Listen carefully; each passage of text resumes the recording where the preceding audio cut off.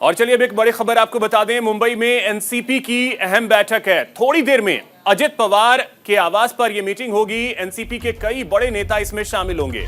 बैठक में कई अहम मुद्दों पर चर्चा होगी। चुनावी नतीजों के बाद यह पहली बैठक है, तो यह बड़ी जानकारी आपको दे रहे हैं। अजित पवार गुट की थोड़ी देर में बैठक होने वाली है और आपको बता दें कि जो परिणाम आए हैं उसके बाद यह पहली बैठक है। तो मुंबई से इस वक्त की बड़ी खबर आपको बता रहे हैं। चुनावी नतीजों के बाद यह पहली बैठक हो रही है। एनसीपी की यह बैठक कुछ ही देर में शुरू होगी। तो महाराष्ट्र में लोकसभा चुनाव में बीजेपी, एनसीपी और शिवसेना के महागठबंधन को झटका लगा है। अजित पवार की एनसीपी की अगर बात कर ली जाए तो हार मिली है और हार की वजह क्या रही यह तलाशने के लिए एक बैठक इस समय कुछ देर में शुरू होने वाली है। अजित पवार इसकी अध्यक्षता करेंगे।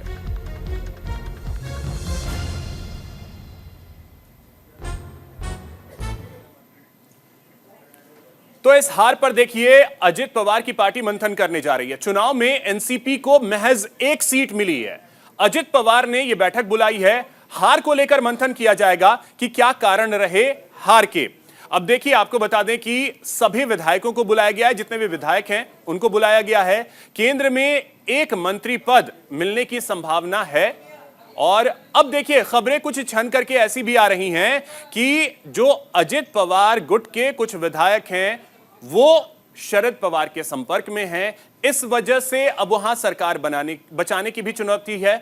माफ कीजिएगा, जो अजित पवार के जो विधायक हैं वो शरद पवार के संपर्क में है। कुछ ऐसी खबरें छन करके आ रही हैं और इसी वजह से अब सरकार बचाने की भी एक बड़ी चुनौती महाराष्ट्र में है। इसी को लेकर के अजित पवार का यह प्रयास होगा कि पार्टी को एकजुट रखा जाए और शरद पवार के संपर्क में अगर कोई विधायक है तो उसे वापस ड्रैग कर अपनी ओर लाया जाए। ये प्रयास होंगे।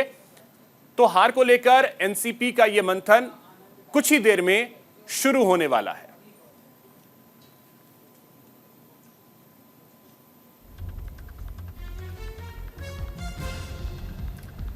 तो आपको बता दें कि एनसीपी के कई बड़े नेता इस बैठक में शामिल होंगे। सभी विधायक जो हैं उन्हें बुलाया गया है।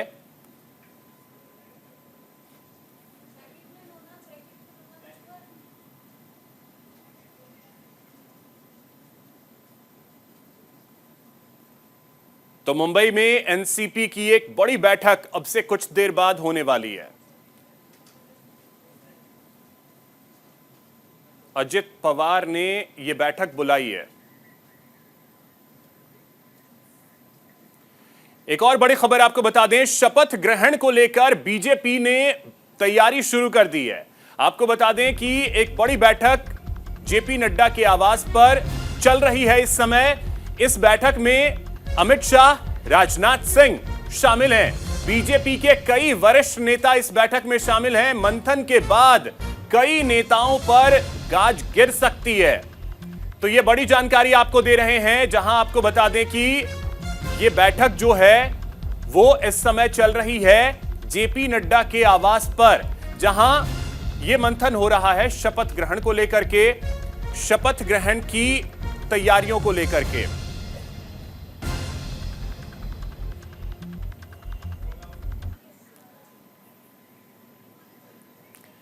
तो देखिए, बैठक जो है वो इस समय चल रही है और बड़ी बात आपको यह बता दें कि इस बैठक में जेपी नड्डा मौजूद हैं, अमित शाह मौजूद हैं, राजनाथ सिंह इस बैठक का हिस्सा हैं और बीएल संतोष भी इस बैठक में शामिल हैं।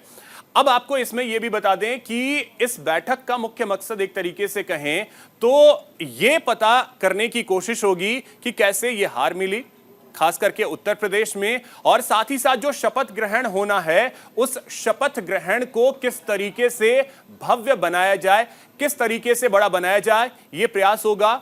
और आपको बता दें कि इस समय यह बैठक चल रही है। राजनाथ सिंह इस बैठक में शामिल हैं। साथ ही साथ आपको बता दें कि अमित शाह इस बैठक में शामिल हैं, जेपी नड्डा इस बैठक में शामिल हैं, साथ ही बीएल संतोष भी इस बैठक में मौजूद हैं।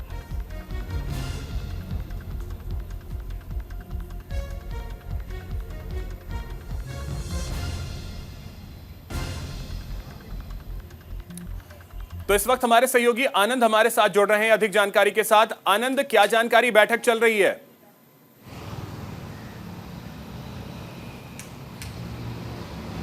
अभिषेक, अगर इस बैठक की बात की जाए तो इसके दो बड़े मुख्य मुद्दे हैं, जिसमें से एक है आत्ममंथन करना कि दो स्टेट जिसमें उत्तर प्रदेश और महाराष्ट्र, जहां बीजेपी को सबसे ज़्यादा उम्मीदें थी लेकिन उस उम्मीदें के रिजल्ट जो आया है उससे उलट आया है।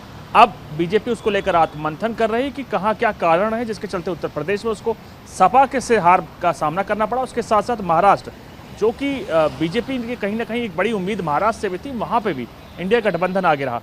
तो इस मीटिंग के बाद पहला तो मकसद आत्ममंथन है, दूसरा उसके बाद मोदी सरकार 3.0 के जो समारोह होगा उसको भव्य बनाने को लेकर है। लेकिन जो हमारे सूत्र बता रहे हैं वो ये बता रहे हैं कि आज इस मीटिंग के बाद कई प्रदेश अध्यक्ष को बदला जा सकता है, जिसमें से सबसे पहले उत्तर प्रदेश के बीजेपी प्रदेश अध्यक्ष भूपेंद्र चौधरी है, सबसे पहले वो रिजाइन कर सकते हैं। उसके साथ साथ महाराष्ट्र के प्रदेश अध्यक्ष को भी बदलने को लेकर खबरें हैं। बताया जा रहा है कि राष्ट्रीय महासचिव विनोद तावड़े को महाराष्ट्र भेजा जा सकता है।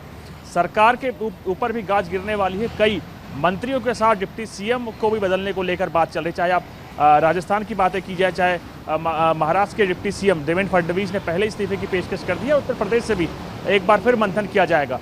मंथन के बाद दूसरा जो सबसे बड़ी मकसद है इसका, उसको लेकर है कि मीटिंग कि क्या मोदी सरकार 3.0 के जो समारोह होगा, शपथ ग्रहण, उसको कैसे भव्य बना सकते हैं। और एक बार फिर 2014 में जैसी तस्वीर देखने को मिली थी कि जब प्रधानमंत्री ने पहली बार शपथ ली थी तो साउथ एशिया के कई देश आए थे, वही चीज़ एक बार फिर रिपीट की जाएगी। तो शपथ ग्रहण के साथ साथ फॉरेन डिप्लोमेसी भी इस बार सामने रहेगी। श्रीलंका के राष्ट्रपति को श्रीलंका भेजा जा चुका है निमंत्रण, नेपाल को भेजा जा चुका है, भूटान को भेजा जा चुका है, बांग्लादेश को भेजा जा चुका है, मॉरिशस को भेजा जा चुका है। तो इसमें से 3 लोगों ने अभी तक, नेपाल ने, बांग्लादेश ने और इसके साथ श्रीलंका ने, तीनों के राष्ट्रपति प्रधानमंत्रियों ने ओके कर दिया है, निमंत्रण स्वीकार कर लिया है। और आगे वाले जो तमाम देश है, मॉरिशस और भूटान, उनसे बात चल रही है। तो कहीं ना कहीं दो बड़े मकसद को लेकर मीटिंग हो रही है। और आप देखिए लगातार परिणाम के बाद मंथनों का दौर जारी है। जहां एक तरफ सरकार बनाने को लेकर बीजेपी आगे बढ़ रही है, तो वहीं आत्ममंथन को लेकर भी बैठकें कर रही है। ठीक है आनंद, साथ ही ये भी समझना चाहेंगे कि जैसा देवेंद्र फडणवीस ने तो पहले ही इस्तीफे की पेशकश कर दी है, कुछ आपके सूत्र बता रहे हैं कि क्या क्या एक्शंस लिए जा सकते हैं, क्योंकि विपक्ष जो है लगातार ये हमला कर रहा है कि उत्तर प्रदेश में, आज बयान भी सामने आया है संजय राउत का कि योगी आदित्यनाथ को हटाने की कोशिश हो रही है। लेकिन क्या फिलहाल ये ऐसी कोई स्थिति है कि उत्तर प्रदेश में योगी आदित्यनाथ पे कोई एक्शन ले ले?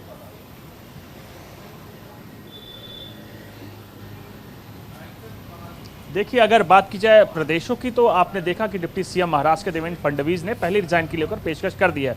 उन्होंने बताया कि मैं अब संगठन को लेकर काम करना चाहता हूं, क्योंकि 3 या 4 महीने के अंदर ही विधानसभा चुनाव महाराष्ट्र में भी होनी है। लेकिन ये तो अभी शुरुआत है। बीजेपी जो मंथन कर रही है वो इस चीज़ों को देख रही है कि कौन इसके लिए जिम्मेदार। दरअसल इस पूरे लोकसभा चुनाव को कई हिस्सों में बीजेपी ने बांटा था और उसके लिए एक नेता को वो जिम्मेदारी दी गई थी कि इस जोन को आप देखेंगे। चाहे नॉर्थ ईस्ट की बात की तो हेमंता के ऊपर जिम्मेदारी थी कि नॉर्थ ईस्ट की पूरी जिम्मेदारी आपको है और आपको देखना है कि बीजेपी वहां से जीते। महाराष्ट्र की जिम्मेदारी देवेंद्र फडणवीस के ऊपर दी गई थी कि आपकी जिम्मेदारी महाराष्ट्र और आपको सारी सीटों को लेकर जिताना है। जो परिणाम आए वो उससे बिल्कुल विपरीत है, जिसके साथ बीजेपी तो हैरान थी ही थी और देवेंद्र फडणवीस की भी कार्यशैली के ऊपर सवाल उठे थे, जिसके बाद देवेंद्र फडणवीस ने रिजाइन की पेशकश कर दी है।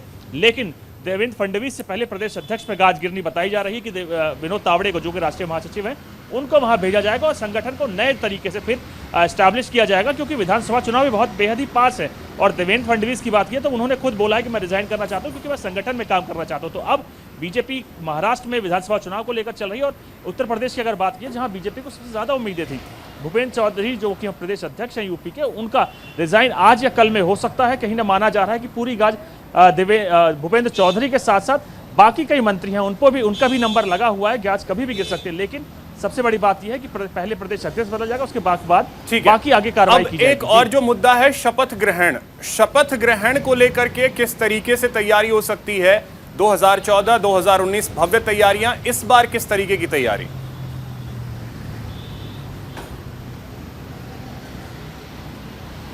जी देखिए, भारत के इतिहास की बात की जाए तो पहली बार है कोई गैर कांग्रेसी तीसरी बार प्रधानमंत्री के तौर पर शपथ ले रहा है। तो नज़ारा भारत के इतिहास में भी भव्य है। उसी को लेकर बीजेपी भी कोशिश कर रही है कि इस समारोह को भव्य बनाया जा सके। और यही कारण है कि साउथ एशियन कंट्रीज़ में भारत अपने शपथ ग्रहण जब प्रधानमंत्री नरेंद्र मोदी का होगा तो उनको इन्विटेशन भेज चुका है।